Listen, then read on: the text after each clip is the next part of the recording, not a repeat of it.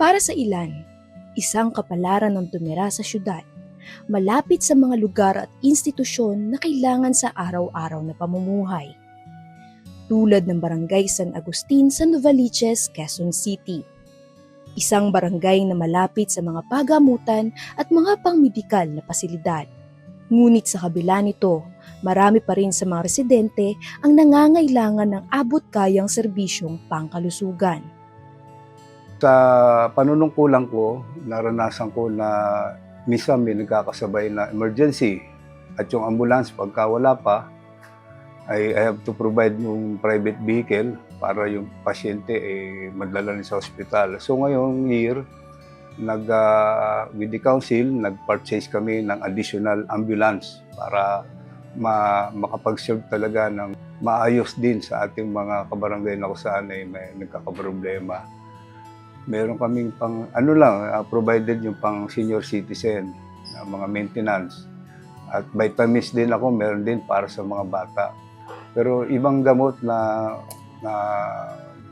ini-issue ng reseta ng doktor, wala na ako noon. Isang malaking pasalamat kasi yung kahilingan ko natugunan kasi marami pa rin yung mga tao may mga sakit, nangangailangan pa rin ng check-up, hindi lang sa medical, kundi minsan yung iba, dental. Laking bagay po sa kanila yung dental kasi magkano lang ang bunot sa labas.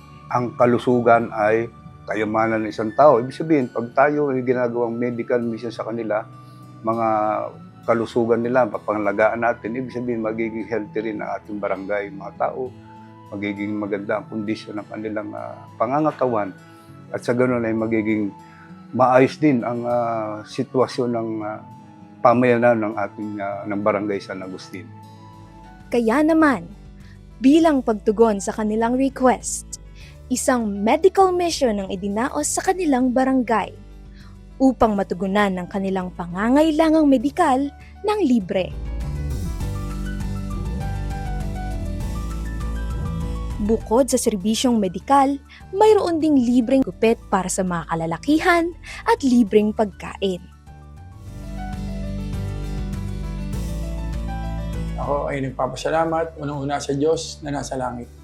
Dahil napakaganda ng serbisyo nyo ng MCGI Cares. Laking bagay po ito sa sambayang Pilipino. Turuan din po yung mga tao para po gumawa ng maganda and then mag-pray po tayo sa Lord na nasa langit. Pag-pray natin na maging ang serbisyo dito ay lumawak pa, matulungan natin yung mga nangangailangan.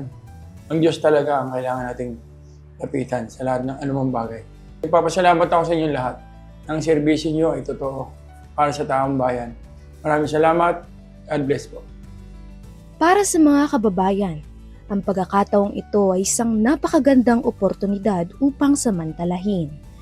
Dahil sa hirap ng buhay at taas ng mga gastusin ngayon. Papasalamat ako kasi itong medical mission, pagdating mo pa lang, bibigyan ka na ng almusal pagka nakaupo. Tapos, meron pang pakape, tubig, masaya, lahat. Hindi katulad ng mga dati, sa ngayon talaga maganda. Aga-aga ko pa lang nandito na. Siyempre, kailangan ng mga matatanda. Pag sinabing merong medical mission, kailangan magpunta ka kasi kailangan ng health, lalo na yung mga matatanda. Kailangan maging tayo sa katawan. Malaking bagay yan kasi hindi nakasama sa budget ko yan.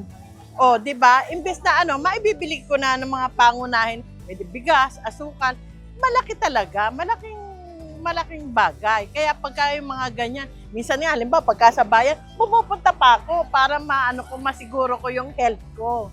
Kasi nag-iisa na ako, byuda ako. Mas lalo ako ingat. So far naman, satisfied ako kasi maganda yung serbisyo, tsaka mabilis siya kasi parang ilang oras lang naman kami pumunta tapos ngayon tapos na. Ganda sa pakiramdam kasi nakatipid ka na, tsaka alam mong safe yung pag-check up ng mga anak. Sana mas marami pa silang matulungan, mapuntahan silang medical mission kasi maganda kasi yung serbisyo nila, tsaka talaga maraming tao makikinabang. Satisfied kasi, di ba, nakatipid ka na, tsaka very yung tao, mga staff nila.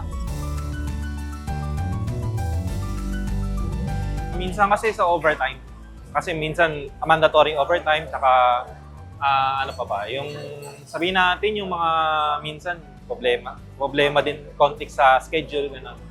Nakakapagod siya kasi manufacturing kasi yun eh. Yung libreng konsulta kasi makakatulong din sa pagbawas ng mga gastos sa mga medical kasi masyadong mahal yun sa medical eh. Sabi nga ng Lord is yung katawan natin is templo ng Diyos kaya kailangan pangalagaan natin. Tsaka mahalaga din siya kasi is yung health is wealth, sabi rin nila. Sa bawat problemang nasusolusyonan, bawat pasyenteng nagiginhawaan, ito ay tugon sa kanilang kahilingan. Marahil para sa ilan, ang pagtira sa syudad ay isang kapalaran, malapit sa mga lugar at institusyon na kailangan sa araw-araw na pamumuhay. Ngunit ang tunay na kapalaran ay ang may Diyos na dumirinig ng ating mga kahilingan at mga taong handang mag-abot ng tulong, maging nasaan ka man.